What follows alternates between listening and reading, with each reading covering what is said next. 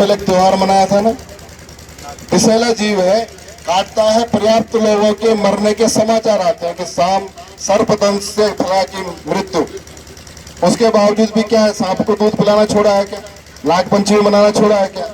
हमें मानते हैं उसको कष्ट हुआ इसलिए उसने काट लिया, जहर उसको भगवान ने दिया, हम उसको देवता मानते हैं। और नाग पंचमी जैसा वर्ष में एक त्योहार धूमधाम से सर्पों के लिए, सांपों के लिए मनाने वाला हिंदू है। गधे को हमने शीतला माता का वाहन बता दिया, चूहे को हमने गणेश जी का वाहन बता दिया। प्रत्येक जीव को सुख और शांति मिले, आनंद से उसका जीवन चले, ऐसा चिंतन केवल हिंदू का है। पत्थर पहाड़ की भी के बिना भी धरती नहीं चल पाएगी, इसलिए छोटे से पत्थर से लेकर बड़े पर्वत तक पूजा करते हैं। आजकल दुनिया चिल्ला रही ग्लोबल वार्मिंग हो रही है, अभी पीछे टेम्परेचर पहुंच गया था ना 50 तक, हजारों लोग मर गए राजस्थान में, अन्य जगह पर गर्मी से, अपने यहाँ भी हाल खराब हुआ था।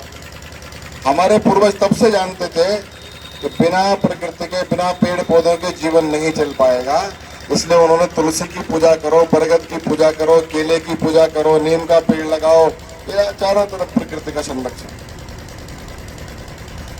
तो हमने कहा आत्मोत सर्वभूतेषु, सभी प्राणियों में अपने जैसा व्यवहार सोचो, अपने जैसा दर्शन करो, जैसा अपने को देखते हो ऐसा दूसरे को भी देखो।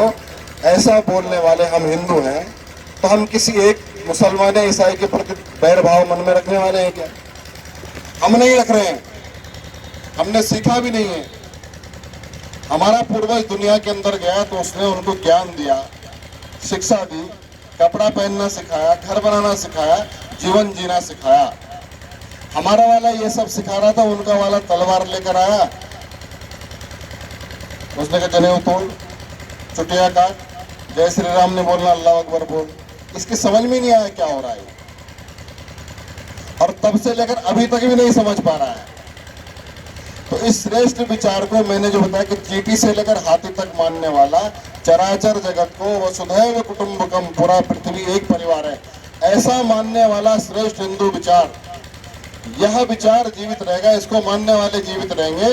तो चींटी से लेकर और मुसलमान ईसाई तक तभी सुरक्षित है जब तक हिंदू सुरक्षित है। ऑक्सीजन के बिना न चींटी जी सकती, न मुसलमान, न ईसाई, न हिंदू। और ऑक्सीजन बचा रहे, बना रहे, इसकी चिंता करने वाला केवल हिंदू है। वह पीपल की, बरगद की पूजा करके बचा रहा है। उन सबको भी जीवित रहना है, इस धरती को जीवित रहना है, तो हिंदू और हिंदुत्व को जीवित रखना पड़ेगा। अब इसके सामने जो बाधा बनकर आएगा, यह ईश्वर ने सृष्टि बनाई है, हिंदुओं ने नहीं बनाई, मुसलमान ने नहीं बनाई, किसी एक आदमी ने नहीं बनाई, भगवान ने सृष्टि बनाई है। और इस सृष्टि को बनाने का श्रेष्ठ विचार हिंदू को दिया है। इसलिए महाराज जी ने कहा था अपनी जिम्मेदारी का पालन करना।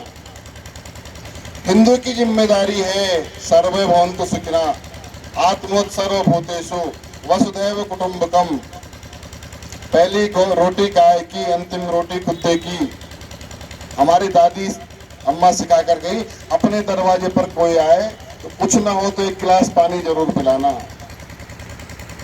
द्वार का सत्य, ये शब्द कहते हैं, द्वार का सत्य, दरवाजे पर कोई आ जाए उसको देना जरूर है। माने कोई भी आपके पास जितना है उसमें से कुछ न कुछ दूसरे को भी देना। स्वयं नहीं, अपनी चिंता नहीं, समाज की भी चिंता करना।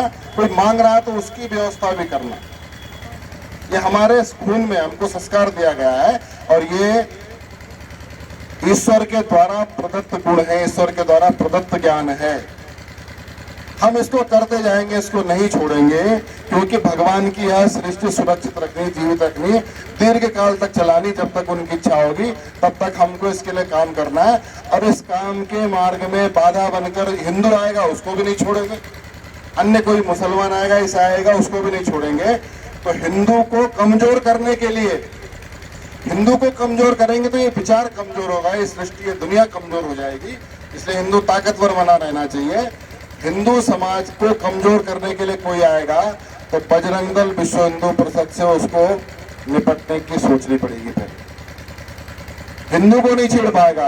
आज अपने हिंदू समाज की ताकत, अपने संगठन की ताकत है। हम अपने विचार पर अपने काम में लगे हुए हैं, आप अपने काम में लगिए। लेकिन आप मंदिर को तोड़ने का विचार करोगे, आप लव जिहाद करके हिंदू की लड़की को ले जाकर हिंदू की जनसंख्या कम करना चाहोगे, आप हिंदुओं को धर्मांतरित करना चाहोगे, वो नहीं होने देंगे। अब हिंदू को कुछ और चीजों पर थोड़ी अपनी सक्रियता बढ़ानी है। बहुत काम हो गए हैं, बहुत काम बाकी है।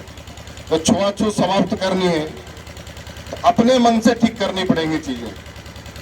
अभी छुआछूत समाज में दिखती नहीं है, कम हो गई, बहुत बड़ी मात्रा में होगी, लेकिन कहाँ दिखती है? तो कोई शादी ब्याह में जा रहे हैं, वहां खाना खाते हैं, वेटर कौन सी बिरादरी का, कोई नहीं पूछता। हलवाई कौन सी बिरादरी का, कोई नहीं पूछ रहा है। होटल में जा रहे हैं, वेटर कौन सा है, खाना किसने बनाया है। मिठाई की दुकान पर सबसे अच्छी मिठाई उस दुकान पर मिलती है। इन्होंने मुझे बताया, मैंने इनको बताया, तो ये भी, मैं भी और ये भी तीनों वहीं से खरीदते हैं।